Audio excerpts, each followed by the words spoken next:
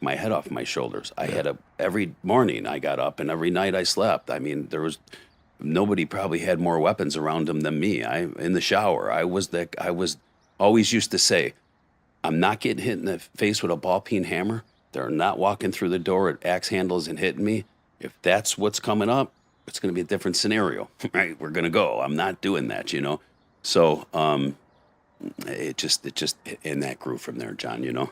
During that time, was there anybody like during the height of that? Was there anybody that you looked at over on the other side that that you respected, or that you respected and admired, or that you thought was a good that you thought was solid? Yeah, and it's funny because after we put these differences aside, I believe it was 97, and we sat down, and they had just got the RICO indictment. I think it was the end of 97. The feds RICO'd, think about 8 or 10 outlaws for all these predicate acts that was going on. Jan Areno said, enough, get them.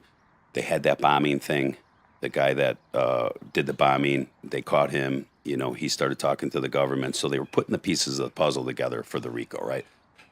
So when we sat down with them guys and got to talk to them, and I liked I liked the few guys that were doing the talks for them. I knew them from Chicago. I knew who they were. They were older than me. They knew who I were. But we never had a chance to meet each other out before this conflict went on, right? And then when we met and sat down, we're all the same people, right? The love of the motorcycle stuff, the brotherhood. You know, I'm not sure too many of them guys got up in the morning and said, let's go get this war crazy. It just started, right? It's just something that happened. So I did get along with them guys from 97 when we started that Truce thing. And I went to prison very shortly after that, like 98 or the end of 98 or somewhere in there.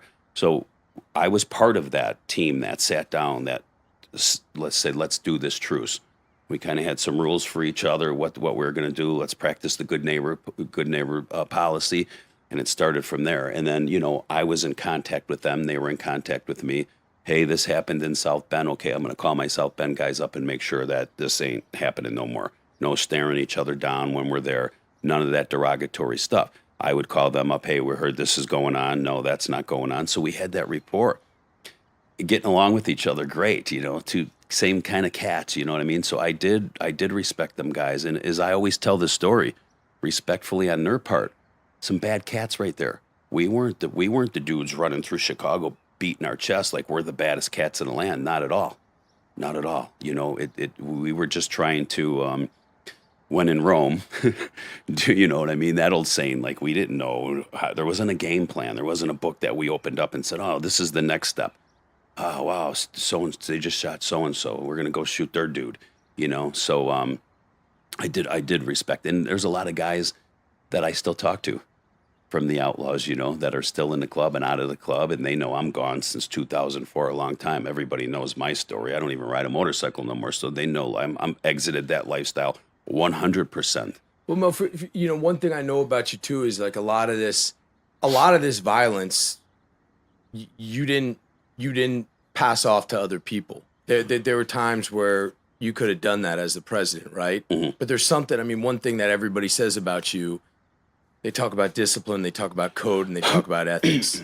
And that's always been a truth with you, right? Like when it came down to do the violence, you weren't afraid to do it yourself. You were very comfortable doing it with yourself, but even more so than passing it on to someone else. Is that correct? Yeah, I never wanted to be that guy, bro, that was like, hey, you know, this is what we're going to go do it. You know, I wanted to be there. We were a brother.